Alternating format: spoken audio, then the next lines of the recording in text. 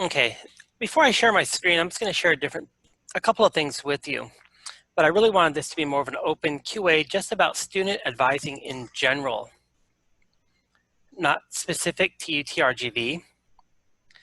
But before we get into that, I want to explain our UTRGV advising a little bit and why there may be some frustration with when you reach out to an advisor at UTRGV and you don't get information from that advisor in our advising center. Our student advisors at UTRGV are for our registered UTRGV students. Sometimes they're involved in recruitment and may do an occasional presentation, but for the most part, their workload is to work with our accepted students. So when you have questions about our programs or things like that, you end up talking to someone in one of the departments or someone in the recruiting office, which if they can answer your question, fantastic. If not, you get bounced around a little bit. And we were trying to avoid that, and we've made a dedication to anyone who emails us at cohpinfo@utrgv. We respond within a day with an answer and a connection to each and every person's question. Now, when it comes to student advising, the question becomes, when does advising begin? And a lot of us would think it's our first contact with the students.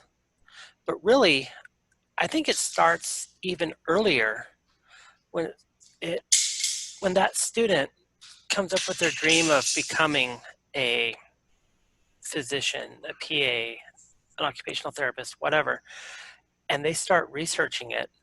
They start that process of self-advising. They see something they like, they decide they want to do that, and they share that with the people immediately around them.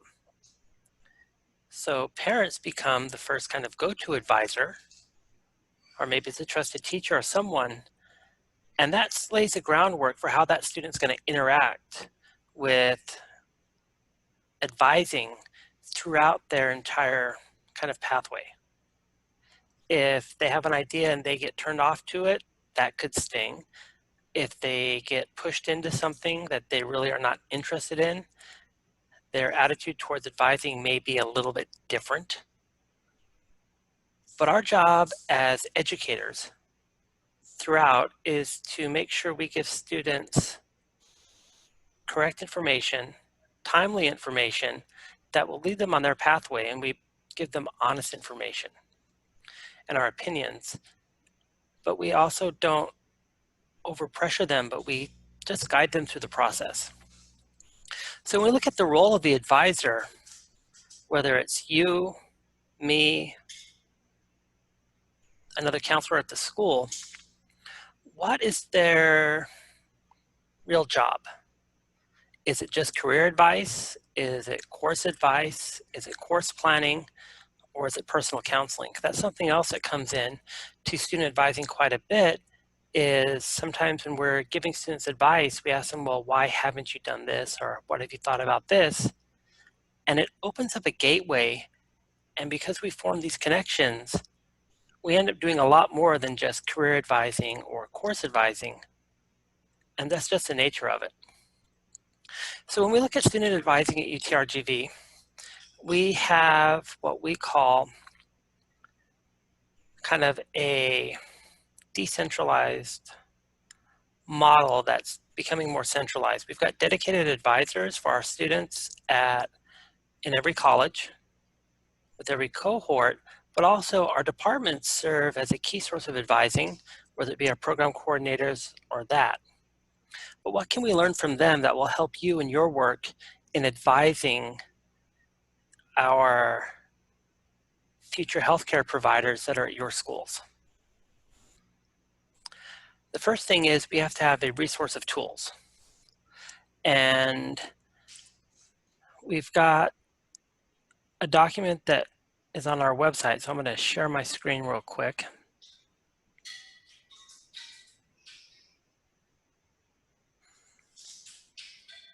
As soon as I hit the right button, there we go. And this is our College of Health Professions website, which has lots of resources. And this is what we're always looking for. And right now, if we look at the Career Explorer, we can see that we've got a listing of all of our undergraduate degrees at this point, because this is kind of our focus. And we've got some basic information that's in line with everything that we posted. If I click on Addiction Studies, I can see I've got a short description and things like that. And this is just one resource tool that we can share with you. But we've got a roadmap and a degree plan. Now, we're changing some things at UTRGV. The degree plans are going to be coming off this site.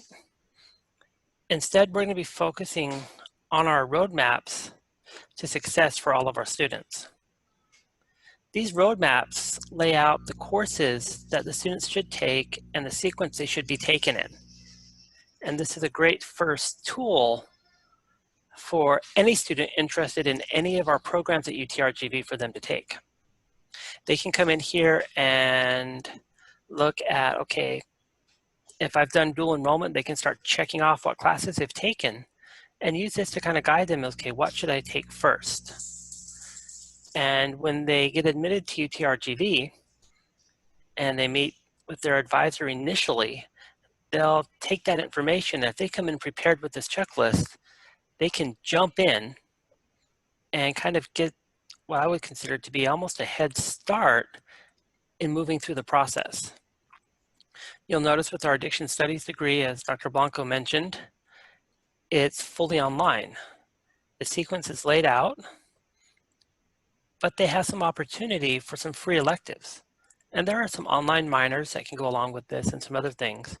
But this is one tool that we can use to kind of talk to our students and help them take that next step. But when we're advising our students, as I mentioned this before, we really need to help them understand, and sometimes they have to do this on their own, what it takes to be the health professional they want to be. When you talk to nursing instructors, they talk about nursing students who are gung-ho about nursing, that's all they've ever wanted to be, and they get into it and realize they don't like dealing with people, or they really can't handle the stress associated with someone who is extremely ill and upset. And then they kind of want to back out of it, but they feel they're so committed, they push through and finish, but then they're not successful. There's some students that don't like the sight of blood, but think they want to go into surgery. And they can learn to deal with that, but the more exposure they can get earlier on, the better. That's why we always advise, if students can get out and shadow and interact and get a feel for what it's really like, they're going to get a great set of skills that may help guide their career path. With some of our students, they get so set on one area, they might not think about anything else. They may be so set on becoming a nurse, for example, that they don't even think about any other area, but when they don't get into the program, they feel like they've wasted time. And we're trying to avoid that with some cross-training, and with our new major, we're going to be able to get them some new pathways once that fully goes online. Other resources that are great to look at, and it's a great kind of research project, is have students go to the Bureau of Labor Statistics and look at the job market. Do some digging, have them interact and contact. But also, when we're talking about our students, we need to remember we also need to be talking about their families. Sometimes, especially with our high school students, we don't have to convince the students so much about what to do, but we've got to work with the parents and convince them. And that becomes a bit of a struggle for some. So we really have to be able to communicate with everyone across the board. Now, when it comes to advising, I have a question for you. I'm going to stop my share for a moment. What have been some of your challenges that you've encountered in advising, and how did you deal with them?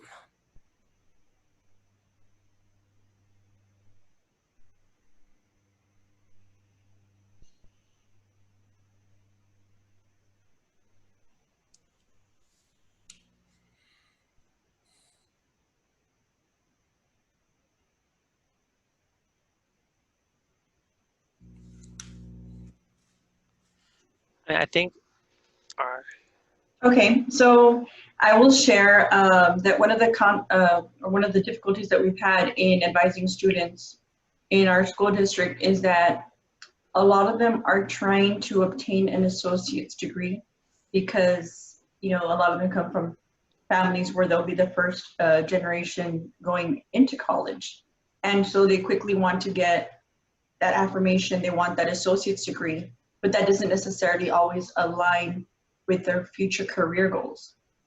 So you also have their parents that are pushing for as much dual enrollment as possible, not stopping to really think about the consequences of it in the long run of having credit hours for the university level that do not get applied to their ultimate degree.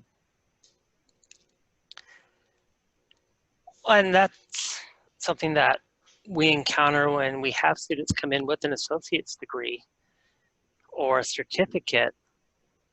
And not to knock, but a student coming into the BMed program with a medical assistant certificate, sure, they've come in with a little bit of great experience, but a lot of the hours associated with that just cannot be transferred in. The only hours that can be transferred in really are those hours that are towards the baccalaureate degree. So those certificate hours, because of the way they're coded, just don't count for us. And that is a challenge we encounter, and we know that we've got to do a better job of kind of communicating with our students and their families about what that long-term college career is going to look like and what that means. Because some of people I know too, though, if they did the pharmacy tech certificate in high school, some will use that as a stepping stone to work their way through college to supplement income, which is a good thing, depending on what they want to go into. They just need to be aware very early on how that impacts their financial aid and their future careers.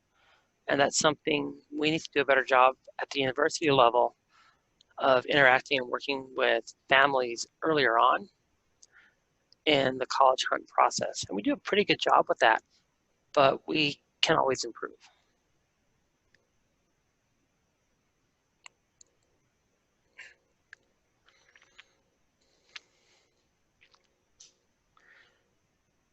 Now, one of the common questions that we often get is related to salary information. And the salary information we present for any of our fields is always kind of this grand ballpark when we're advising them, because in the health professions, there are some fields where they start out making good money with a bachelor's degree.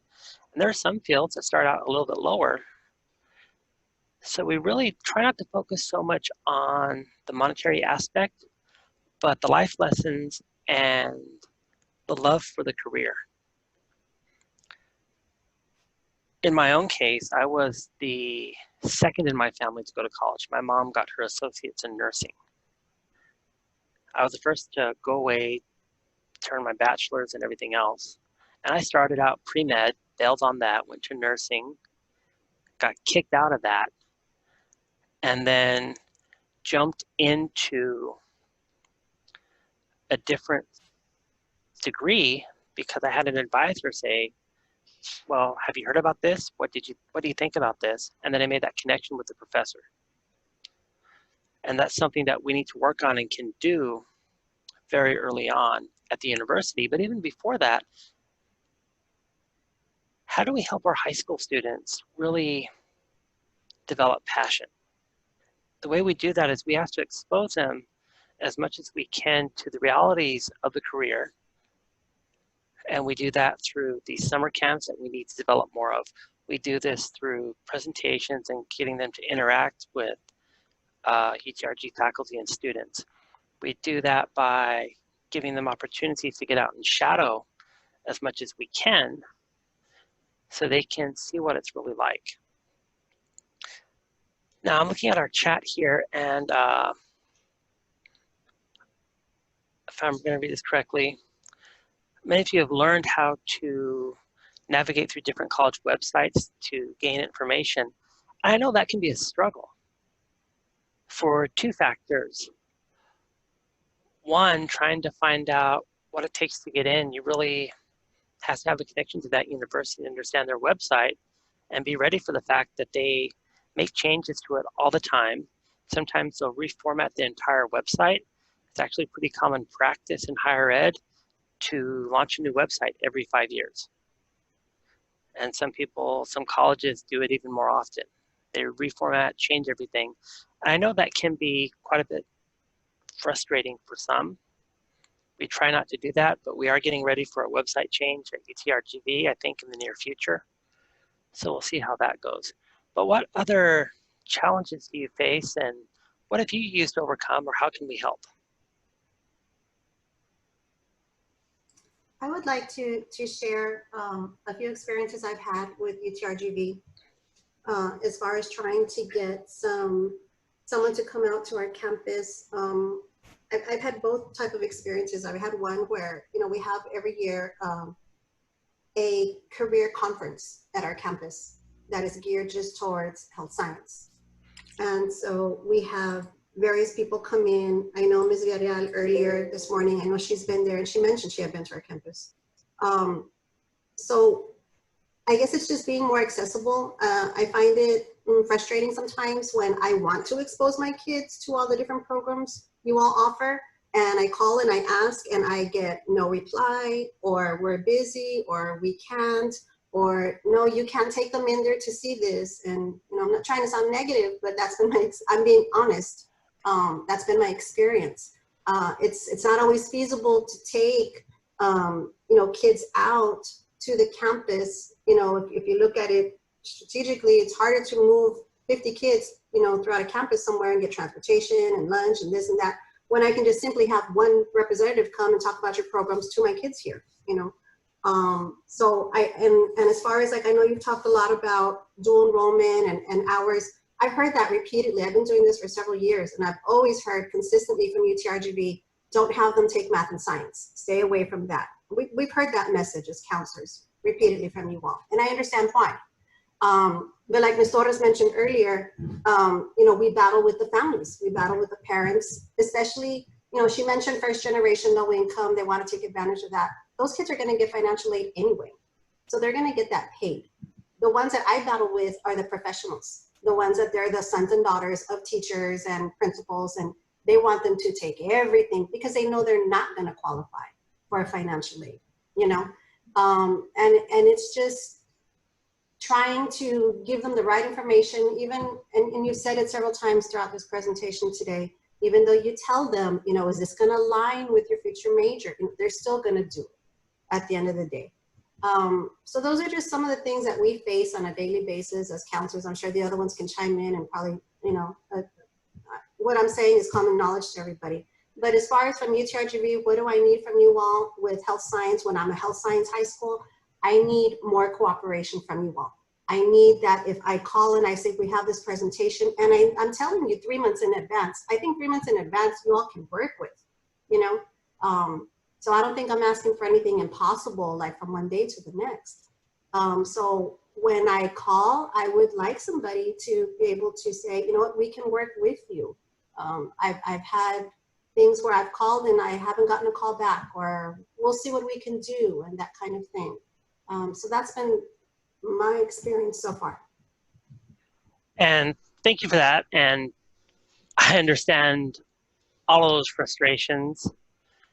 And we need to get better at our end of actually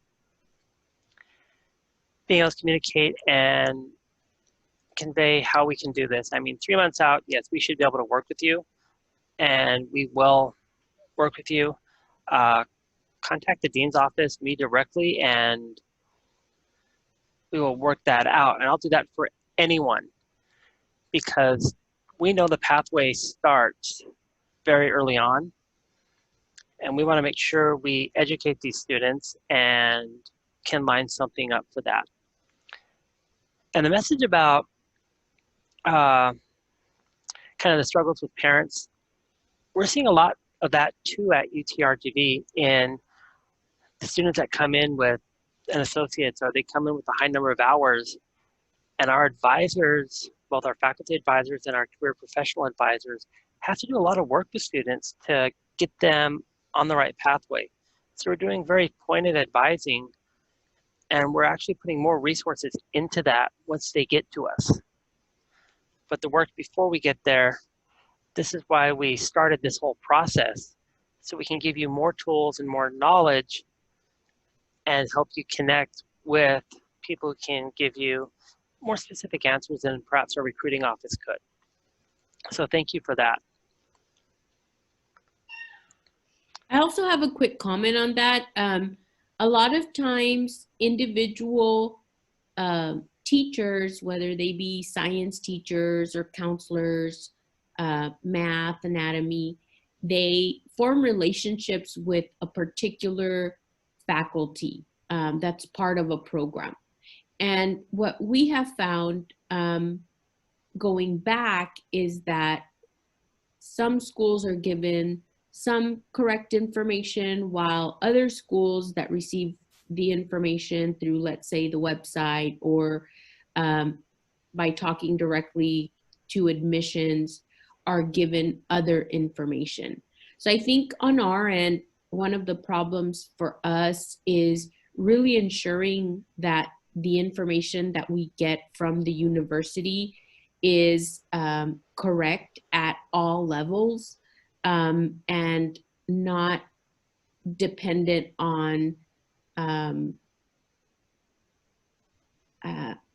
guess, not dependent on circumstance, if that makes any sense. I just know that one of the things that we've come across time and time again is we'll have a district say, oh no, but I have a contact there, I got an in there, and they're going to be able to do X, Y, and Z.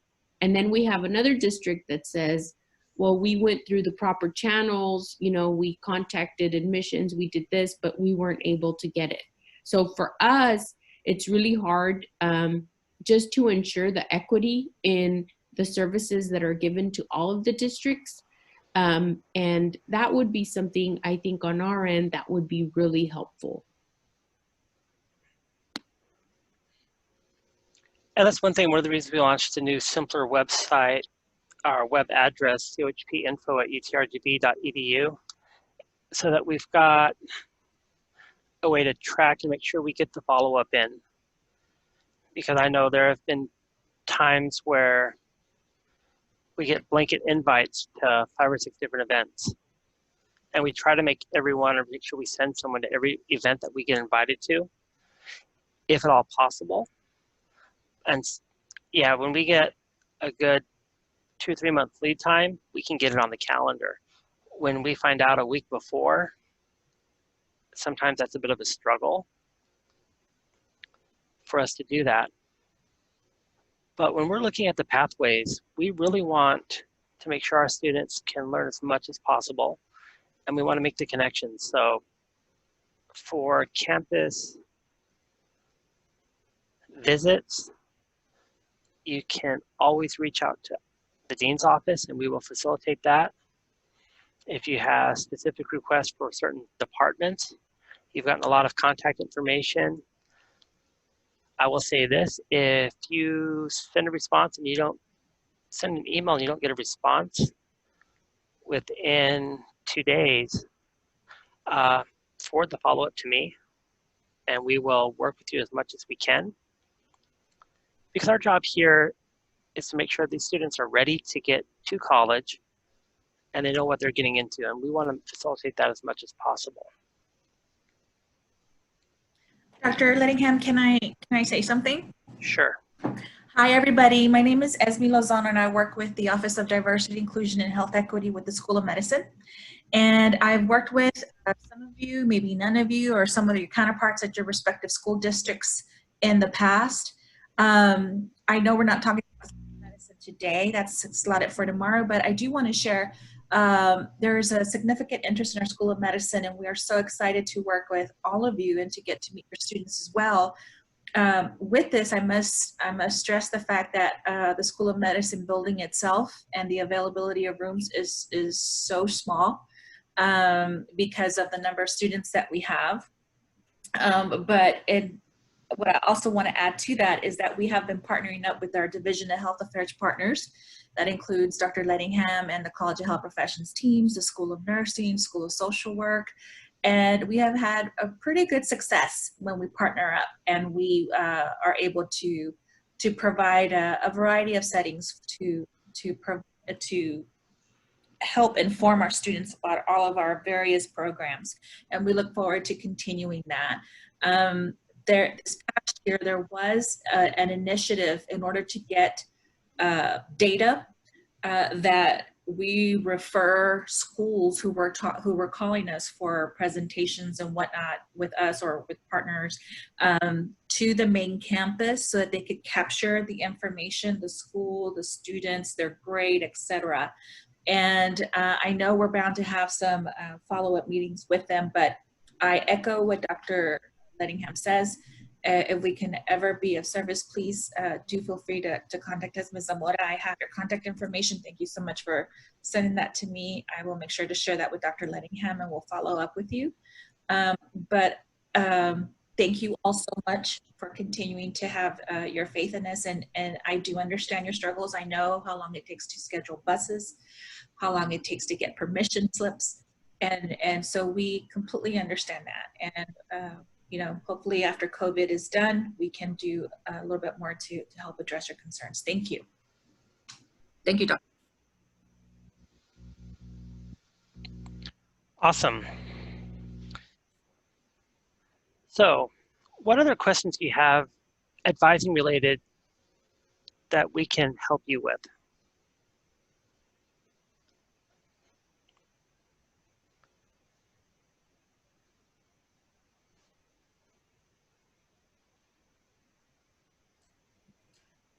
One thing I've kind of started delving into, particularly with this high school graduating class 2020, is just, like I mentioned earlier, choosing the right major. A lot of the kids have this misconception that if I'm going to go into nursing, medical school, PA school, all these, you know, higher ed professional programs, I got to be a bio major. For some reason, that's all they ever think of. They have to be a bio and a chemistry major. And that's, you know, not necessarily true. It might be the right route for a particular student, you know, who's very dedicated to their studies, but there's more options to that. And I've been trying to advise the kids in that particular sense. So I think just, you know, having more consensus of trying to advise the kids on what would be the right major for them particularly, and not, you know, what everyone else says they should be, if that makes sense. It does, and that's a challenge we face when we talk about health professions careers. The popular ones that always come up: nursing, medicine, sometimes PT. And that's kind of it. And students are like, well, I want to go to medical school, so I've got to get a degree in biology. And Dr. Sue-Ann Chu and others will always tell our students, not necessarily. And when students hear about the BMed program and they hear that it was essentially designed to give students the best chance at learning what they need to get into medical school, they start to change their mind. But we still have some students in the Valley, and we've heard this a couple of different places, that don't realize we have a school of medicine here in the Valley. That we have this. There's a lot of myth out there, and the only way we can get around that is by having these types of conversations. And this academy has really opened up, and I would love to do something like this with every high school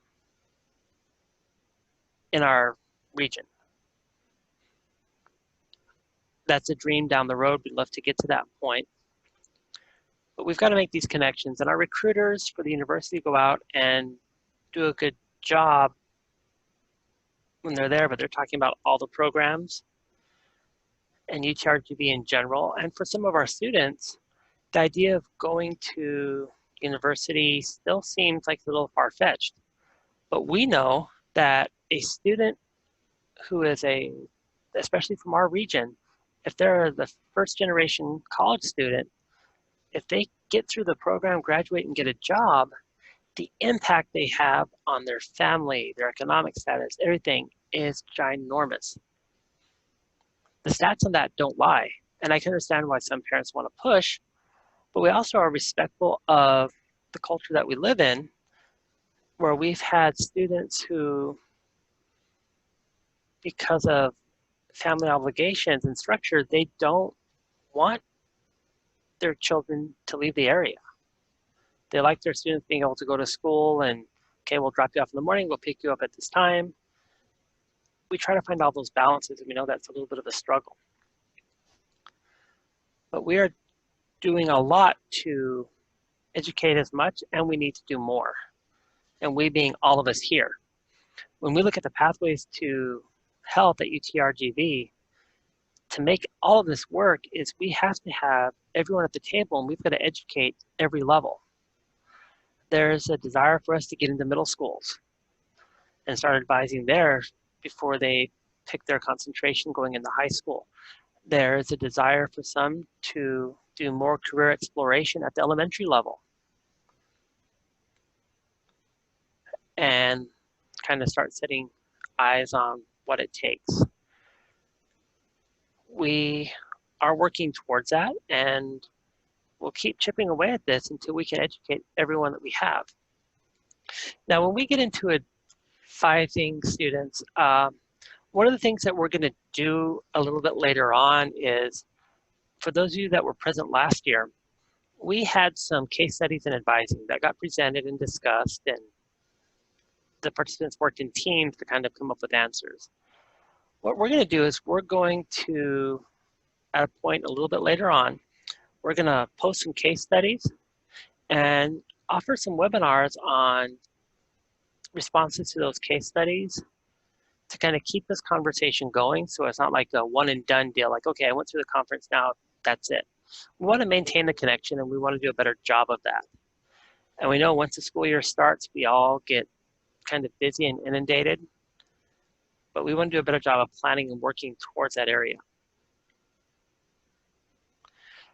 Now, I've got a question that just came up. Does university host any events for parents in the College of Health Affairs? We do in some of our programs, not necessarily targeting parents, but we offer open houses for students and parents to come in to meet with faculty and do that. Our BMed program does that. We've done that with nutrition and a few others. And we are looking at models now to do more of that virtually, especially in the coming months for this next cohort of students that want to think about going to university. At the college level, we are going to start planning a series of virtual open houses, and we're going to open them up and put them out there. We're going to try to do one a month to get students, parents, anyone interested, to give them a link to us just on our own. But we do want to do more of that. Great question.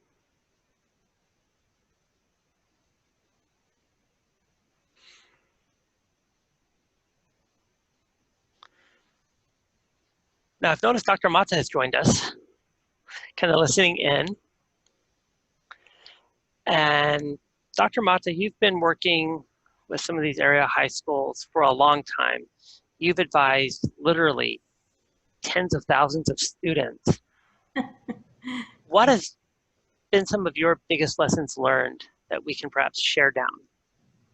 Well, first of all, let me say that I've been in higher education for 42 years. All right. And that's why in those decades, I have advised many students. And my experience has been there's different types, okay? I have those that come in and are really just excited and they know what they want and they feel really good about their major. And then I have those that, you know, during my conversations and going over their degree programs, are really not sure yet. Okay, and they're like in crossroads and trying to figure out, you know, which major do I want to go into. So what has been my experience is the importance in having these conversations with students and helping them think it through. And that is a very important part of the process in helping them really come to a decision that they feel really comfortable, that it speaks to them, and more importantly, that speaks to finding their passion, which I think is very, very important. So you'll have some students that struggle, okay? They struggle through their majors, and they put in the time to make it work. They learn about the importance in managing their time, and sometimes they learn the hard way, but they learn, okay, and they try to do better academically. We try in our advisement, when we sit down with students, when I'm advising a student and faculty advise students, is to look at the different courses that they're taking and look at the academic profile of the student, because we don't want students taking a whole series of classes that we know are very risky in terms of difficult and whether this is a good sequence for them or not. So it's really looking at the student, listening to the student, listening to them, listening to what is their situation. You know, students will open up to us and tell us, I have 2 jobs. I'm a single parent and I'm trying to carry all these hours. What do you recommend? And it's really talking it through and trying to help that student understand that sometimes it's not about rushing through, but doing what you can manage and be successful in, which I think is very important. So it's really listening to the student, hearing them out, and trying to guide them through that process and getting to that decision that they feel like, yes, this is what I want to be. I want to be a fitness trainer. I want to be a physical therapist. I want to be an occupational therapist. I want to be a PE coach, a PE educator. I want to coach young children, or through their practicums, they come to I really like working with the elderly. So I've seen that happen in the practicum, especially in exercise science, where they discover, I like working with children. I didn't think I did. All right. So it's all those activities that really help students find their way. I don't know if that answers your question, but I hope that helps. Well, I think it adds to it. And in working with our high school students and some of our middle school students even, we want to make sure that our talent pool has every opportunity to have those conversations, not only with you as their advisors, but to connect with the university, with the professionals in the field. So hopefully through our open houses and some other things, we can do more of that to help educate folks on what it takes. Other thoughts or questions on challenges in student advising? I have a question, if I may ask. I'd like to hear what kind of career explorations activities do you all have in your campuses for students other than career fairs, or what other type of activities do you all have going on in your campuses?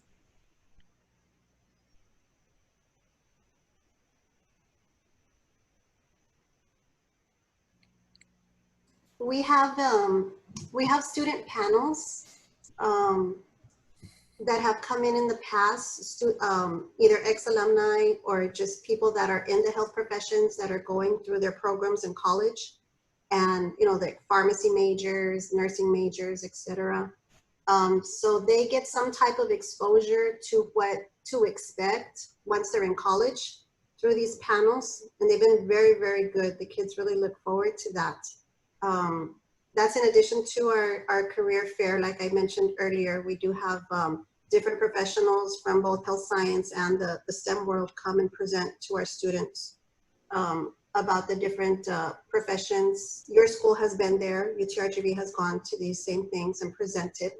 And it always happens. Every time UTRGV comes to present, the kids, they come look for me and they're like, Miss Zamora, UTRGV has this, they have that, and they're so excited. And and it's really just about getting the word out to them. You all have so many programs now. It's hard to keep up with all of them and exposing it to them. So the more opportunities we can get like that, I mean, sometimes our hands are tied as far as funding with the traveling and things like that. So it's not always feasible to be taking every kid out there. So I would like to see UTRGV maybe go in the direction of hiring people that just do that. Just go out to the schools and present on the different programs. Sometimes it's, it's usually a faculty member and they've got their own schedules and they're busy. There needs to be more outreach on UTRGV's end, I think. If you had positions at your campus, that's their only job. And I don't know, maybe that you do, I don't know. I would like to see like a listserv or something where we can subscribe to, where you all can keep us abreast of all the different changes that are going on. That would be helpful also. I know at the state level, they do that with certain, like our CATE department, most of our upper level anatomy, mid-micro, they fall under career and technology, ed, our STEM. And they do have an email that they'll put out with changes and amendments and so on. Something like that could be beneficial to us. I know oftentimes kids will come in and ask questions, very specific questions. And, it's like, what do we have? We have at our disposal, we have to go to the website and go look, and it takes time to navigate through that and find exactly what they're looking for. And so if there's something that can be more precise, something that's easily, sent to us, like we don't have to think about it, like for today, for example, everybody that's presented today, I mean, it was good information. There were slides at the end that said, this is my email, this is this. I mean, could you all compile something where it's all together? And so if, athletic trainer, and then we look at UTRGV, athletic trainer, right here, this person, this, like on the list. And I don't have to go waiting and navigating through so many pages of a website. I may not find what I'm looking for. And it's, I don't want to waste anybody's time. And so it would be helpful to have some type of directory or something like that. But I think if UTRGV, the School of Health Science, just invests more into personnel, that this is their job. They're like advisors, but, to their outreach to the high schools. And you build those partnerships like that. Somebody else mentioned earlier that, well, sometimes they develop these relationships with a certain person and then only they get in and they get this special treatment and we don't. And exactly what she said is absolutely true. You go through the proper channels, you fill out all the forms and you request the outreach in nada, you don't get anything, and yet somebody else, because they know someone, oh, can you, my kids, and can we go and can you set this up? And, and that happens and we find out and we talk about it and we hear. And so it does seem unfair, so I'm just saying, she said equity for all, and I stand with that person. She's right. It has to be equitable and accessible to all. So I think moving forward, I know the school's only been in existence for a few years, but just moving forward, I think building those relationships with the Valley schools, especially since it's in our back door, it's our backyard essentially, is crucial to getting the kids into that pathway to your campus, to continue to provide for our communities. I mean, we have a big need here. We have a lot of disease, a lot of obesity, a lot of diabetes, a lot of things. And that's what pushes a lot of our kids to major in these degrees to begin with. They've been affected at home by, you know, a grandparent, a parent. You know, my grandfather died of diabetes, and I want to help people with diabetes. You know, things like that. Those are the kind of conversations we have with our kids. So I think it's just about knowing who to contact and having somebody that's there for us when we need to reach out to UTRGV, you know, to the College of Health Professions. That would be very helpful. Deborah, I applaud your honesty, because that is so important in really knowing and getting valuable feedback so that, you know, we can do better. Thank you so much. You're welcome.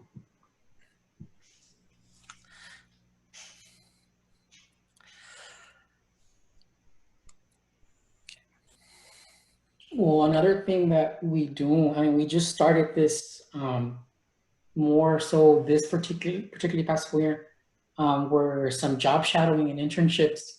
Right now it's kind of limited, you know, especially given our area. And I don't know what other campuses do and whatnot, but like for us, for instance, we've been trying to partner, like for instance, we partner right now with a PT office. So we have some of our kids going into a physical therapist's office to do some observation. We have some kids at a pharmacy. We have some kids at a medical clinic. And so we're trying to expose them and hopefully expand on those experiences. I just find it a little, well, and again, this is just an opinion of mine, but I find it a little bit difficult when we want to try to accommodate the interest, but then we run into certain logistical concerns or legalities when we want to have minors go do these observations. And that's something you guys have pointed out, you know, is how do we get the kids really truly invested or figuring out whether this really is something for them when we have certain clinics or certain offices that said, yes, we want to help you out, but we can't have a minor in this setting or this setting because of legal issues and this and that. So it kind of limits us. And then not just that, location-wise, we're here in La Jolla, so we're kind of in the middle of, we have some things, but we're not, you know, in the Mission, the Callan area where we have all these stand-up clinics, ERs. We don't have DHR next door to us like the way the whole valley does. And then I would imagine even more limited, you know, in Rio Grande City, Roma, Zapata County, and all that stuff.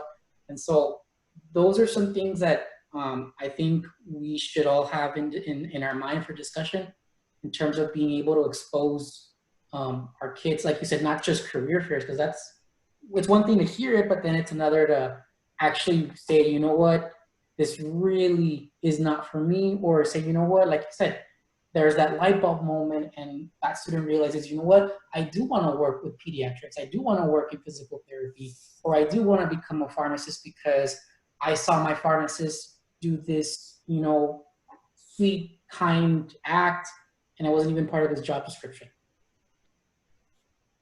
I have a quick question for Mr. Cantu and for Ms. Zamora. Do your respective school districts engage your alumni who may have gone into various health professions? Do you have a listserv that perhaps you can tap into? Sometimes it's easier when it comes to, I mean, some policies are in place truly for their protection. There's nothing anybody can do about that. But now, especially in the time of COVID, you know, it'd be cool if there's like an alumni association listserv or something that you guys can either start via social media or what have you, and see how potentially you can maybe start a virtual observation or maybe like a cyber mentorship. And I know this doesn't address your concerns that you have and that Ms. Zamora you've had in the past, but you know, looking forward, this may be something that is going to become a reality for the foreseeable future. I don't know how long this is going to last, but another thing too to perhaps consider that I have discussed with several students who have reached out to me personally is students can perhaps start doing a little bit more research and maybe spread it out a little bit into different areas. For instance, If they're still in high school, what colleges do they want to go to? Do they offer that program? How do these programs that are offered at this school, which is my first choice, differ from my second and my third choice? You know, are there YouTube videos that I can look at that can maybe give me some semblance? And hopefully when this whole COVID thing is over, you know, by then there could be a different plan of approach, or maybe meetings that are set up between the organizations that you would normally reach out to for these experiential opportunities for the students. But yes, in the past when we used to have our own outreach program, hospitals had, different hospitals had different age limits. Sometimes it was 14 before you could become a volunteer, sometimes it was 6. Different physician offices, same thing. Just sharing. Thank you, everybody. Me and Ms. Zamora actually work at the same campus. And to answer your question on the, what was the word that you used? I'm sorry. Alumni board. We barely graduate our second class. So we do try, or we are trying to bring back the students, especially this past school year. We had our very first set of students, you know, already kind of venture out into their undergraduate aspirations. So hopefully within the next, you know, year or two, we are able to build on that alumni board.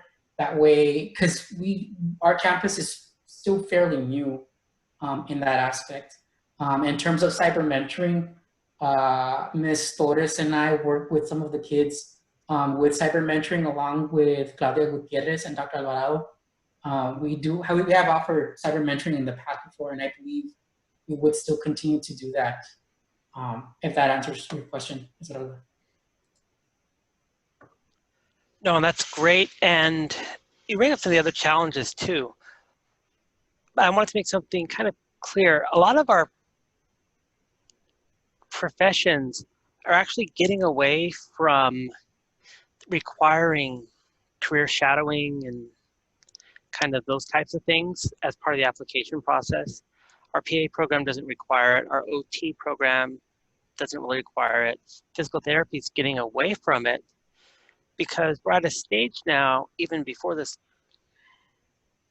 COVID mess, where our students are now engaged a little bit differently.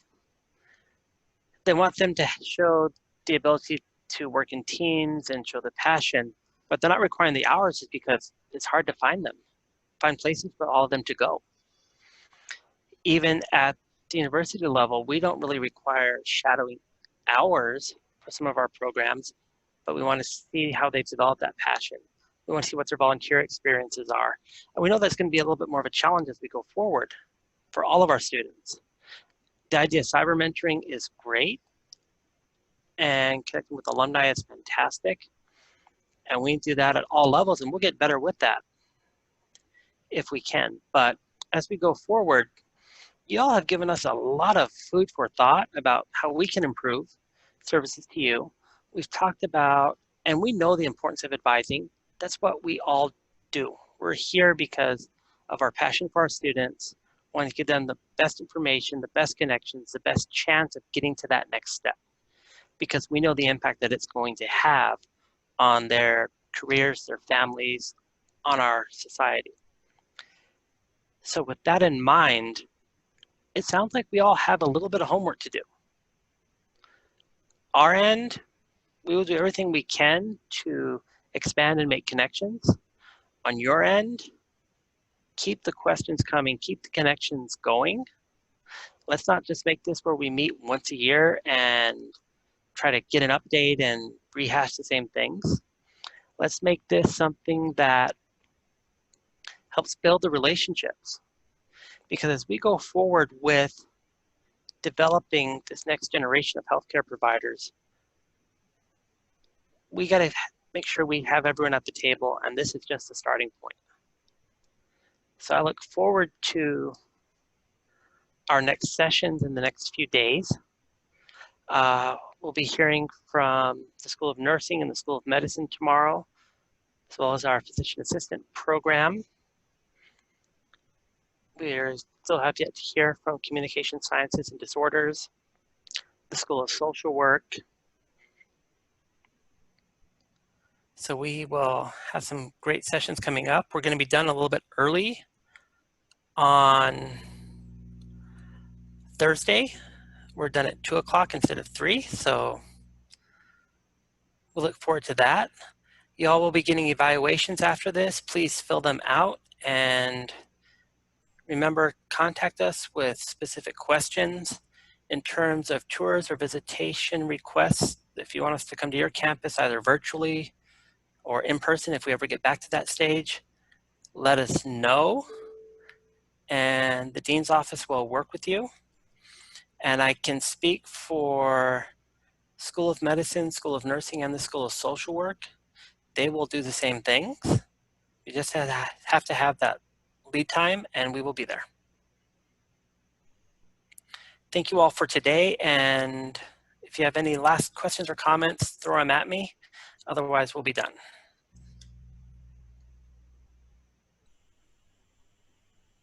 And I just opened the chat back up, so let me read a little bit.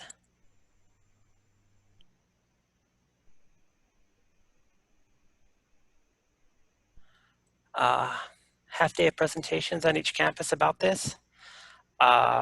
We could possibly work that out. We just need to get it on the schedule with enough lead time. And I would say avoid the first 2 weeks and the last 2 weeks of the semester for us. We tend to be more flexible as we try to avoid testing weeks for you.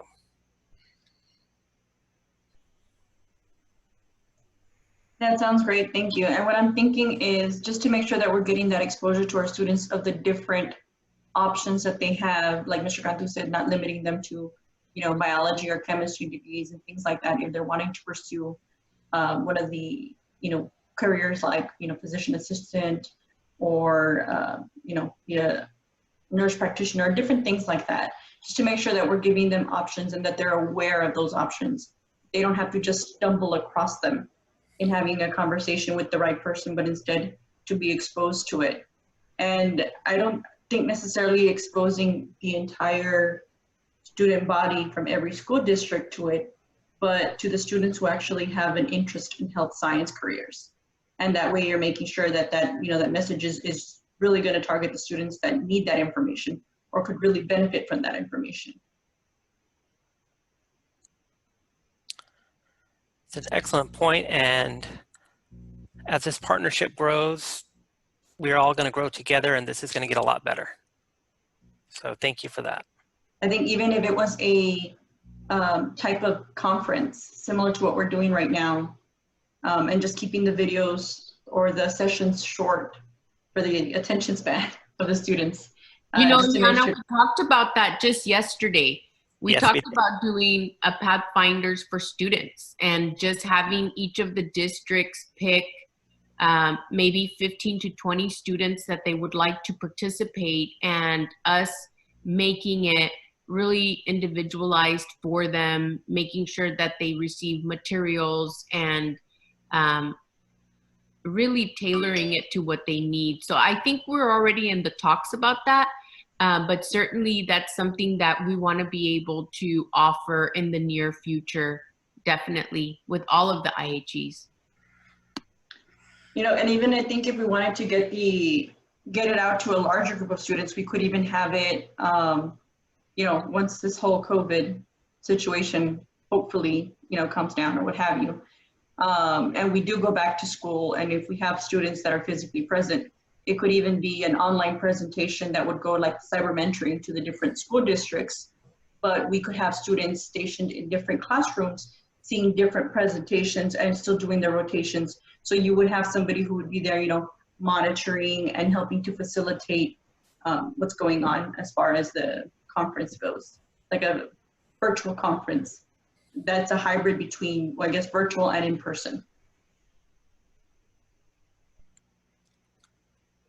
Well, definitely we'll take all of that into consideration, and I like the idea, and we'll work with all of our partners and see what we can come up with. Thank you. All right, well, thank you everyone. Enjoy the rest of your day, and we'll see you all in the morning. Thank you. Have a good day.